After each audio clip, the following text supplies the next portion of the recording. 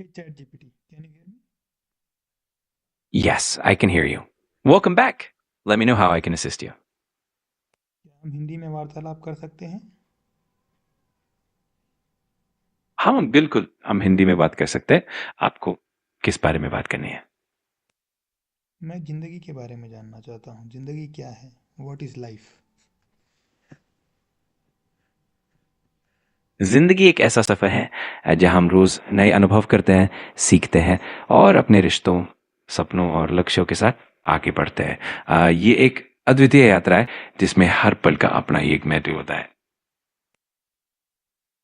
ज़िंदगी में आदमी को करना क्या चाहिए? ज़िंदगी में हर इंसान का अपना रास्ता और मकसद होता है, लेकिन आमतौर पर हमें अपनी खुशियों का पीछा करना चाहिए, दूसरों के साथ अच्छा व्यवहार करना चाहिए और अपने सपनों को पूरा करने की कोशिश करनी चाहिए। सबसे ज़रूरी है कि हम अपने जीवन को अर्थपूर्ण और संतुलित बनाएं।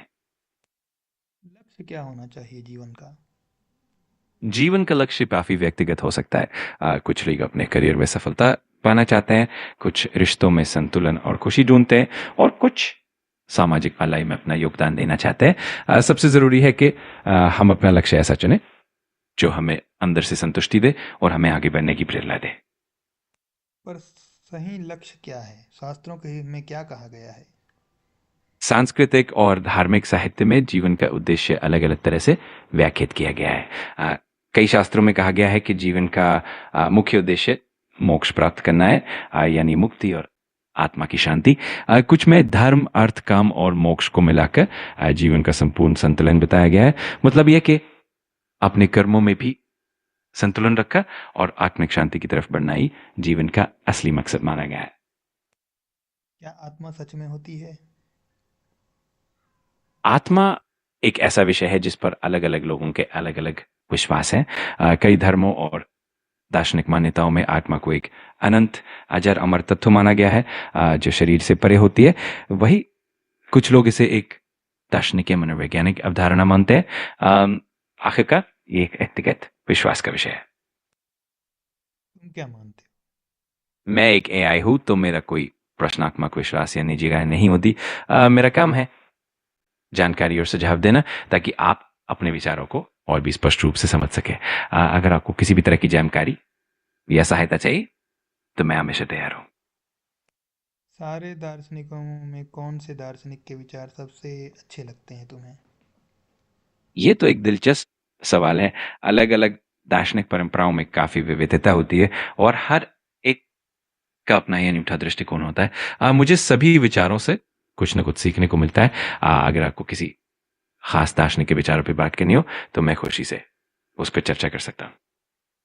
तुम्हें क्या लगता है, क्या शंकराचार्य सही थे? शंकराचार्य के विचारों का एक बहुत गहरा प्रभाव रहा है भारतीय दर्शन पर, खासकर अद्वैत वेदांत में। उन्होंने जो सिखाया वो बहुत से लोगों के लिए प्रेरणादायक और मार्गदर्शक रहा है। लेकिन अंततः ये सब व्यक्तिगत विश्वास और दार्शनिक सोच पर निर्भर करता है। अगर आपको इस बारे में और विस्तार से जानना हो तो मैं खुशी से मदद करूंगा। तुम्हें क्या लगता है, क्या संसार बिग बैंग से ही बना है? ये एक दिलचस्प और थोड़ी सी मजाकिया अवधारणा है।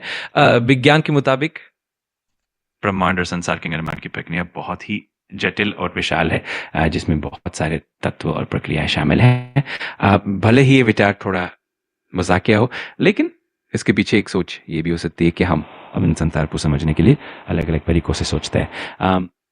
अगर आपको इस पर और चर्चा करनी है तो मैं तैयार हूँ। चलिए कभी और चर्चा करते हैं। आज के लिए इतना ही। धन्यवाद। जरूर, जब भी आपका मन हो हम फिर से बात करेंगे। आज के लिए आपका दिन अच्छा रहे। फिर मिलते हैं। जो ये वीडियो सुन रहे हैं उनको आप सब्सक्राइब और लाइक करने कह दीजिए। जरूर, अगर आप वीडियो देख रहे हैं तो लाइक और सब्सक्राइब करना ना भूलें। इससे हमें और भी मोटिवेशन मिलेगी और हम और भी अच्छे कंटेंट लाते रहेंगे। धन्यवाद। धन्यवाद। Thank you. You're very welcome. If you need anything else, just let me know.